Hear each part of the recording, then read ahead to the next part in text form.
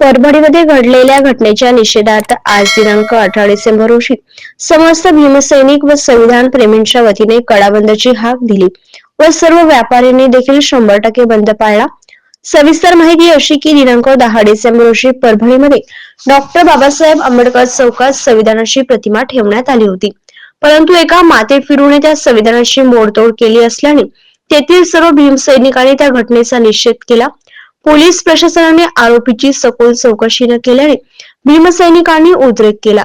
त्यानंतर पोलीस प्रशासनाने सर्व भीमसैनिकांना अटक केली व सोमनाथ सूर्यवंशी यांना पोलीस कस्टडीमध्ये जबरदस्त मारहाण झाल्याने सोमनाथ सूर्यवंशी शहीद झाले।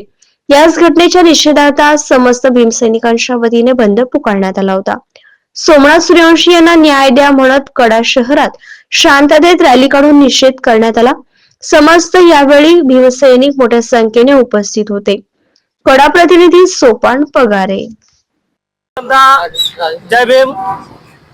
दिनांक 10 डिसेंबर 2024 रोजी परभणी मध्ये डॉक्टर बाबासाहेब आंबेडकरांच्या चौकामध्ये एका काचेच्या आतमध्ये अत्यंत सुरक्षितरित्या संविधानाची प्रतिमा ठेवण्यात आली होती, परंतु त्या ठिकाणी तो माथेफिरू नव्हेच, तो कर्मठ जातीवादी आहे असं मी म्हणतो।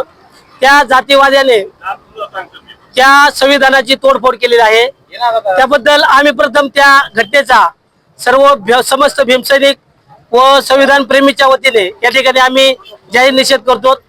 त्यानंतर तेथील पोलीस प्रशासनाने त्या आरोपीची सखोल चौकशी करण्याऐवजी आमच्याच सकल भीमसैनिकांना कोम्बिंग ऑपरेशन केलं व आमच्या भीमनगर मध्ये जी दलित वस्ती आहे त्या ठिकाणी जाऊन पोलीस प्रशासनाने आमच्या महिलांना, आमच्या लहान लहान बालकांना देखील उचलून त्यांनी जेलमध्ये टाकण्याचा अत्यंत नालायक असा प्रयत्न केलेला आहे।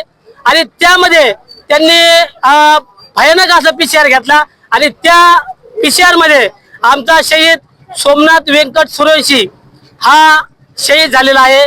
त्याबद्दल आम्ही सूर्यवंशी यांना आताच आदरांजली वाहिलेली आहे। परंतु ज्या पोलीस प्रशासनाने जो कोणी अधिकारी असेल त्याच्यावर कायदेशीर कारवाई करण्यात यावी अशी समस्त भीमसैनिकांची या ठिकाणी मागणी आहे। आणि त्यानंतर आम्ही आज कडा बंदची हाक दिलेली आहे आणि सर्व व्यापाऱ्यांनी, सर्व हॉटेल चालकांनी, सर्व कडावासियांनी आम्हाला प्रतिसाद दिलेला आहे। कडा शहर हे 100% बंद झालेलं आहे। त्याबद्दल मी सर्व व्यापाऱ्यांचं मनापासून आभार मानतो आणि पुन्हा एकदा सोमनाथ सूर्यवंशी यांना भावपूर्ण अशी श्रद्धांजली अर्पण करतो आणि या ठिकाणी थांबतो। जय भीम।